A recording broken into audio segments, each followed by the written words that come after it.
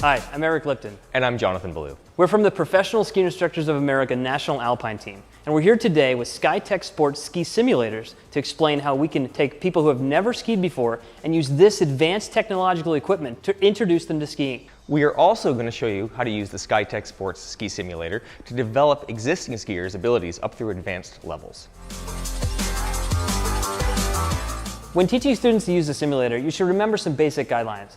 The first is to make sure your students are wearing some athletic attire.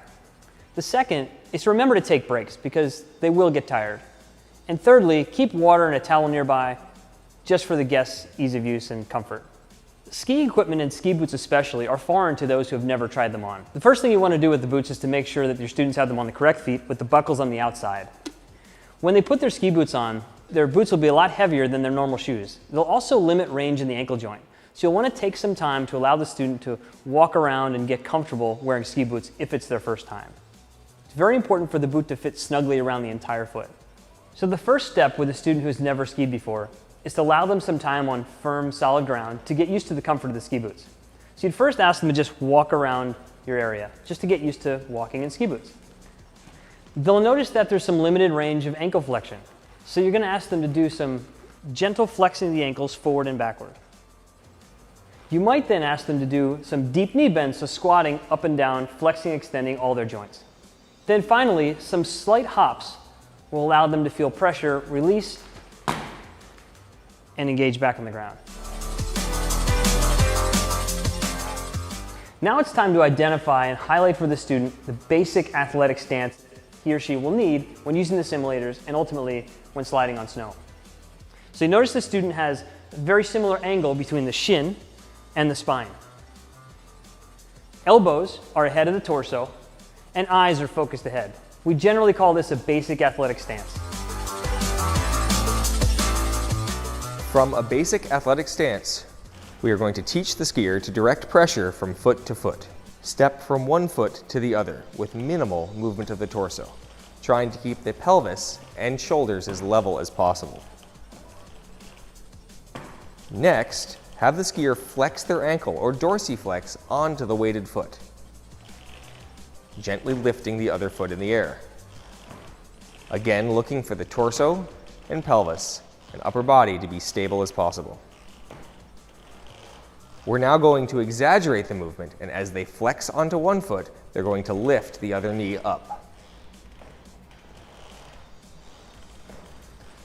When the skier is comfortably moving from foot to foot, explore varying rate and ranges of this movement.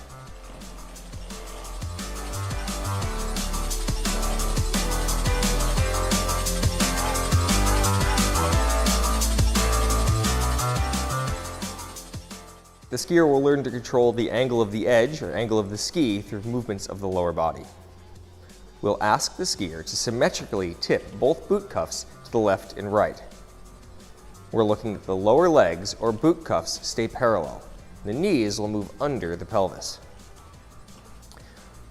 A goal here is to try to have the legs move independent of the pelvis. We're looking for the upper body and pelvis to remain stable. Next, we're going to use a wall or a doorway, or in this case, the railing of the machine, to stabilize the skier's upper body. This will help them stabilize their body as they tip their legs underneath. In skiing, we use inclination and angulation. We are going to allow the skier to move their hips sideways using the railing to stabilize, trying to tip the legs more than the body. We should see the body stay more upright than the legs. We should see the shoulders stay level to the ground as the lower legs tip. Repeat these exercises on both sides.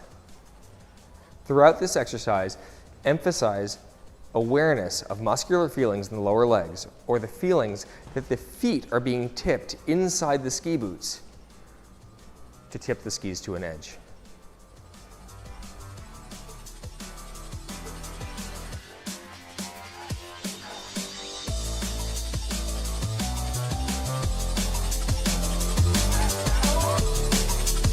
At this stage, we're combining the skills of pressure control and edge control.